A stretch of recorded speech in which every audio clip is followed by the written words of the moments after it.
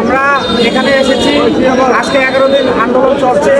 হাজী আমিনুর রশিদ ইয়াসিন ভাই বিগত 17 বছর উনি যে নেতা কর্মীদের পাশে ছিলেন, সন্তানের মতো আমাদেরকে আগলিয়ে রেখেছেন। আমি চারটি মামলা খেয়েছি।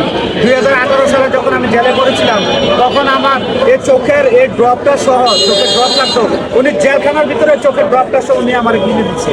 যিনি আমাদের সন্তানের মতো আগলে রেখেছে, উনাকে কেন আজকে অবঞ্চিত করা হলো? উনাকে কেন মূল্যায়ন করা হলো না? উনি বিগত দিনে উনাকে দিয়ে সকল দুঃসময়ে নির্বাচনগুলো করিয়েছেন। এখন কেন সুসময় আসাতে উনাকে কেন মূল্যায়ন করা হলো না? এটা আজকে শহর থেকে গ্রামে, গ্রাম থেকে পল্লীতে প্রত্যেকটি সাধারণ মানুষের অন্তরে উনি জায়গা করে নিয়েছে। তাই তো উনার জন্য স্বতঃস্ফূর্তভাবে আজ শহরে উনার নমিনেশন ফিরিয়ে দেওয়ার জন্য সকলে জনসাধারণগণ সবার সামনে এসে জনসাধারণ উনার নমিনেশনকে ফিরিয়ে আনার জন্য আন্দোলন করছে।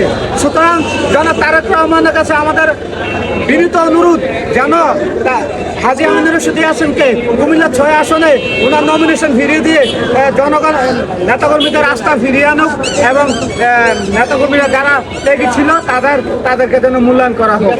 ধন্যবাদ।